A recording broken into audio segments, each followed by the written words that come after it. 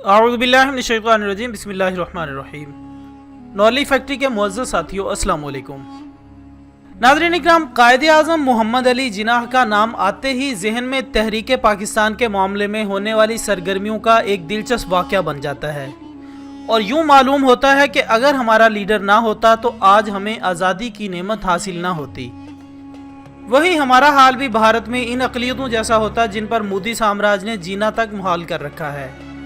ख़वातीन हज़रात, कायदे आज़म मोहम्मद अली जिन्नाह एक सहर अंगेज़ शख्सियत के मालिक थे और अगर जहानत के हवाले से बात की जाए तो कायदे आज़म मोहम्मद अली जिन्नाह उन शख्सियात में से हैं जो अपनी जहानत से दुनिया की तारीख बदल कर रख देते हैं।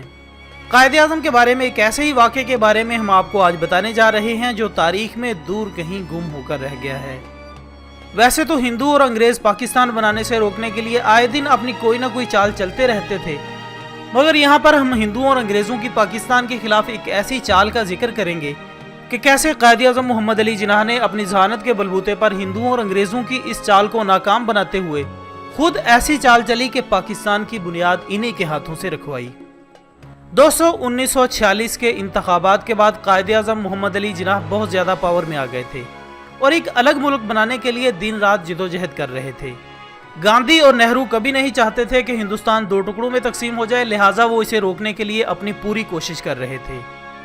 और इसके साथ साथ वो कायदे आज़म मोहम्मद अली जिन्नाह को एक झूठा लारा भी लगा रहे थे कि बरतानिया के हिंदुस्तान से जाने के बाद हम सब मिलकर फैसला कर लेंगे कि पाकिस्तान की बुनियाद कैसे रखी जाए और इसके लिए हम क्या कुछ कर सकते हैं। मगर कायदे आज़म मोहम्मद अली जिन्नाह उनकी चाल से अच्छी तरह वाकिफ थे। दूसरी तरफ कांग्रेस ने हिंदुस्तानी मौलवियों को इनके पीछे लगा दिया और उन्होंने कायदे आज़म पर काफिर आज़म के फतवे लगाना शुरू कर दिए और इस्लाम को बुनियाद बनाकर लोगों को उनकी तरफ से मुतनफ़िर करना शुरू कर दिया। नाज़रीन इकराम, गांधी ने तो यहाँ तक कह दिया था कि हिंदुस्तान की तकसीम मेरी लाश पर से होगी, लेकिन जब उन्होंने देखा कि कायदे आज़म मोहम्मद अली जिन्नाह अपने अज़म से नहीं हट रहे तो फिर उन्होंने बरतानवी वाइसराय लॉर्ड माउंटबेटन को इनके पास भेजा और जिन्नाह साहब को इस इकदाम से रोकने का कहा। बल्कि एक मीटिंग के दौरान इसने आपसे कहा कि जिन्नाह, ये बिल्कुल काबिल कबूल नहीं होगा कि आप हिंदुस्तान के दो टुकड़े कर दें। आपको यहाँ तक कहा गया कि आपको हिंदुस्तान का वजीर बना देते हैं, आप हिंदुस्तान की तकसीम रोक दें। मगर आपने एक इस्लामी जमहूरिया मुल्क की बुनियाद रखने का अज़म उठा लिया था तो आपने इस ऑफर को ठुकरा दिया। जब उनको सारे रास्ते बंद होते दिखाई दिए तो उन्होंने अपनी एक आखिरी चाल चली जो कि बहुत ख़तरनाक थी।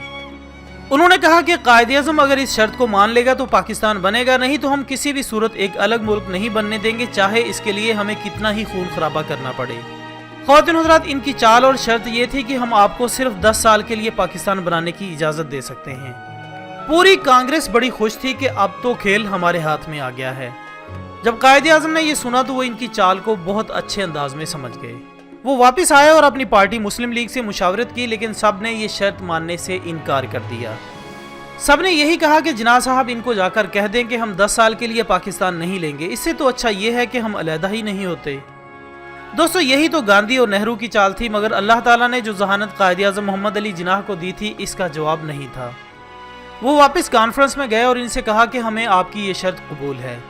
ये सुनना ही था कि पूरी कांग्रेस के होश उड़ गए कि हमारी आखिरी चाल भी नाकाम हो गई। अब ये एक तहरीरी मुआहिदा था जो कि किसी भी सूरत बदल नहीं सकता था। कायदे आज़म मोहम्मद अली जिन्नाह ने मुस्लिम लीग को समझाया कि 10 साल में हम अपने मुल्क को इस काबिल बना लेंगे कि वो कभी दोबारा हिंदुस्तान का हिस्सा नहीं बनेगा और अल्लाह ताला हमारा मददगार होगा। दोस्तों, मोहम्मद अली जिन्नाह ने अपनी जहानत से इन्हीं की चाल को इन पर ही उल्टा कर रख दिया और इसी के साथ ही एक अलग मुल्क जिसका नाम इस्लामी जमहूरिया पाकिस्तान मार्ज़े वजूद में आया। इनकी जिद्दोजहद और असूल पसंदी ने तारीख के धारे का रुख ही बदल कर रख दिया। नाज़रीन मोहतरम, ये वो बुजुर्ग हस्ती थी जो किसी कौम को अरसा दराज की मेहनत और शदीद जिद्दोजहद के नतीजे में तोहफे के तौर पर मिलती है और बिलाशुबा कुदरत ने इस अजीम मोहसिन को बेपनाह खूबियों से नवाजा था।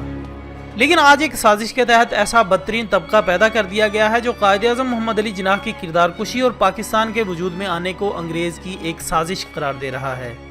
इनकी नज़र में कायदे आज़म मोहम्मद अली जिन्नाह अंग्रेज़ के कारिंदे थे जिनके ज़रिए ये काम करवाया गया, जबकि नेहरू ख़ानदान के चहेते लॉर्ड माउंटबेटन ने क़याम पाकिस्तान के कई बरस बाद BBC को इंटरव्यू देते हुए कहा था कि मुझे सिर्फ इस मकसद के लिए हिंदुस्तान भेजा गया था कि हिंदुस्तान को किसी तौर पर भी तकसीम होने से रोक सकूं और एक मुत्तहद हिंदुस्तान को ही इक़्तिदार मुंतकिल करूं। मैंने इस मकसद के हुसूल के लिए बड़ी कोशिशें की और दिन रात एक कर दिए।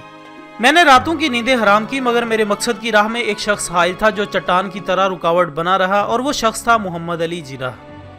ناظرین، یہ ہوتا ہے لیڈر جس کی دشمن بھی تعریف کیے بنا نہیں رہ سکتا۔